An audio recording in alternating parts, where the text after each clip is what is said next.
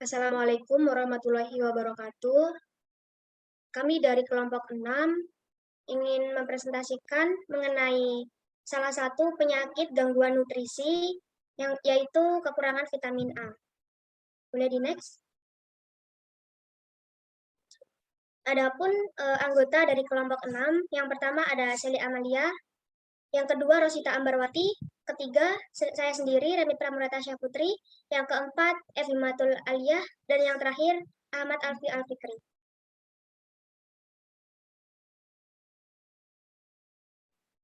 Dalam tabel of contents terdapat 5 pembahasan, yang pertama pengertian, yang kedua besaran masalah, penyebab dan faktor risiko, klasifikasi, dan yang terakhir pencegahan dan penanggulangan.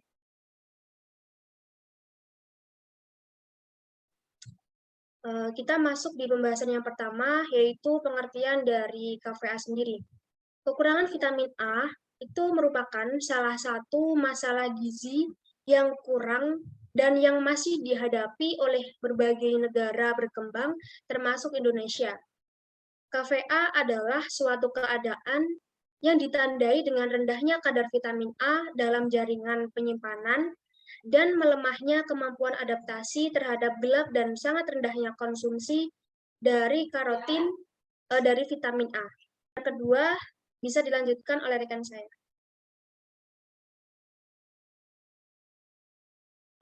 Selanjutnya ada besaran masalah.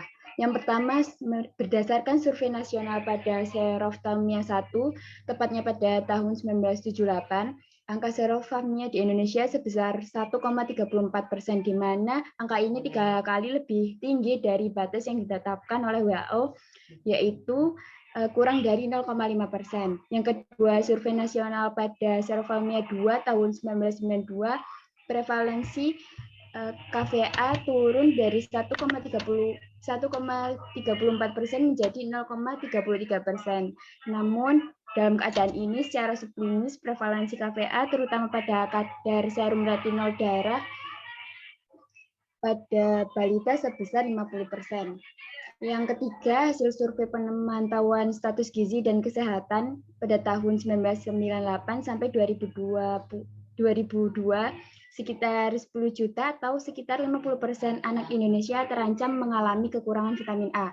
Yang keempat, defisiensi vitamin A atau kekurangan vitamin A diperkirakan mempengaruhi jutaan anak seluruh Indonesia, maksud saya seluruh dunia, sekitar 250 sampai 500 ribu anak-anak di negara berkembang menjadi buta setiap tahunnya karena kekurangan vitamin A, dengan prevalensi tertingginya di benua Asia, terutama Asia Tenggara dan di Afrika.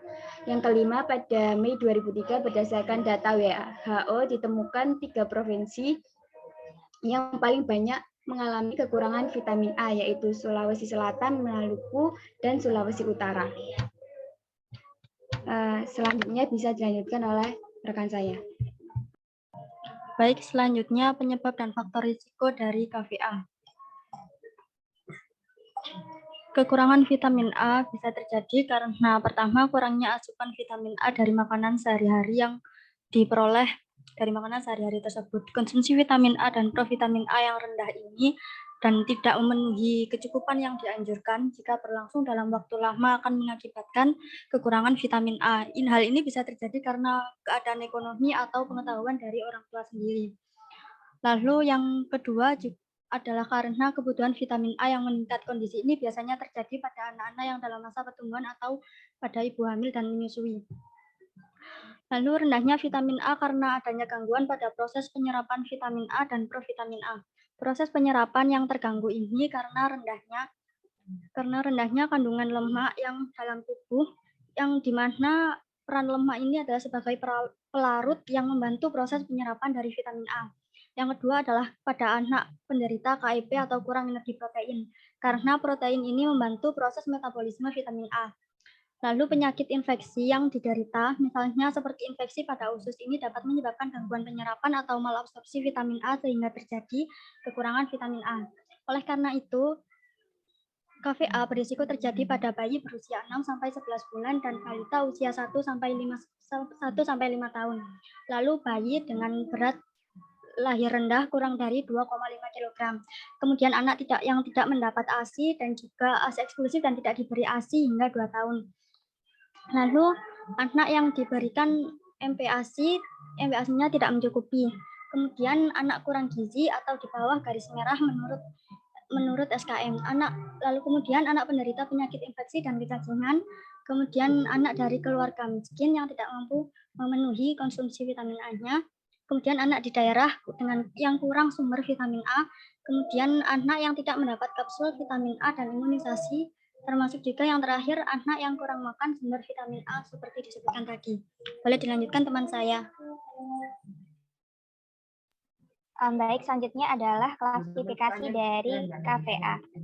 Jadi KVA sendiri itu terdapat 2 jenis. Yang pertama adalah KVA subklinis dan KVA klinis. Menurut Departemen Kesehatan sendiri pada tahun 2003, KVA subklinis itu merupakan KVA yang belum menampakkan gejala nyata atau tidak menunjukkan gejala secara fisik dan masih menimpa masyarakat luas, terutama pada balita.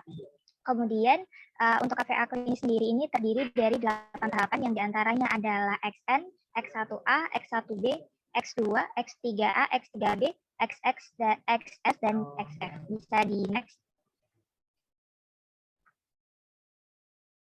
Selanjutnya untuk XN biasa dikenal dengan istilah buta senja, yang mana hal ini dimulai dari adanya gangguan pada sel batang retina yang sulit beradaptasi pada ruang yang remang atau memiliki pencahayaan redup dari tempat yang semula memiliki pencahayaan terang. XN akan sangat jelas terlihat pada sore hari, yang mana penglihatan akan mulai menurun pada sore hari, yang misalnya ditandai dengan menabrak benda saat masuk rumah. Kemudian selanjutnya adalah X1A. X1A ini biasa dikenal dengan istilah serosis konjungtiva. Hal ini ditandai dengan bagian putih mata yang mulai kering, kusam, dan tidak bersinar atau mengkilat, serta sedikit kotor. Kemudian X1B bisa dikenal dengan istilah bercak bitot, yang mana akan terjadi setelah bagian putih mata ini mengering, yang disusul dengan adanya penimbunan sel epitel dan juga keratin. Selanjutnya, bisa di next slide. Oke, selanjutnya adalah X2. Nah, X2 ini biasa dikenal dengan istilah serosis kornea, yang ditandai dengan bagian hitam mata ini mulai mengering, kusam, serta tidak bersinar. X2 ini merupakan tahapan pertama dari kebutaan, yang bila tak kunjung dilakukan pemberian vitamin A, akan menjadi tahap ini. Kemudian X2 ini masih dapat disembuhkan dengan pemberian kapsul vitamin A yang tersedia secara gratis di puskesmas. Selanjutnya adalah X3A. X3A atau keratomalacia ditandai dengan sebagian area hitam mata ini mulai melunak atau menjadi gugur. Nah, sedangkan perbedaannya dengan X3B atau dikenal dengan istilah ulcerasi kornea, merupakan tahapan KVA yang mana keseluruhan bagian hitam mata ini mulai melunak seperti bubur dan akan sangat sulit untuk menghindari kebutaan jika sudah sampai tahap ini. Selanjutnya adalah XS atau biasa dikenal dengan miascar. Itu merupakan tahapan yang mana bola mata mulai mengecil dan menempis sehingga terjadi kebutaan secara permanen. Tahap yang ke-8 yaitu XF atau xerophthalmia fundus merupakan tahapan yang mana ditemukan oftalmoskop fundus yang tampak seperti cendol. Bisa di next. Oke. Kemudian ada pencegahan dan penanggulangan KVA. Oke, next. Jadi prinsip dasar untuk mencegah ataupun menanggulangi masalah KVA ataupun kekurangan vitamin A adalah dengan menyediakan vitamin A yang cukup untuk tubuh. Selain itu, perbaikan kesehatan secara umum turut pula memegang peranan.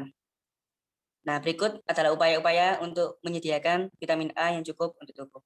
Yang pertama adalah distribusi kapsul vitamin A dosis tinggi secara berkala pada bulan Februari dan Agustus, itu untuk balita. Kemudian penambahan vitamin A pada makanan atau bisa disebut dengan fortifikasi. Kemudian promosi ASI, promosi makanan mengandung vitamin A.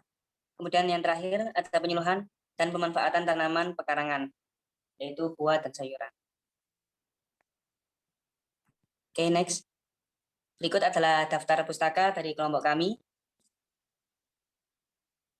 Oke, terima kasih. Ada kurang lebihnya, mohon maaf. Sekian dari kami. Wassalamualaikum warahmatullahi wabarakatuh.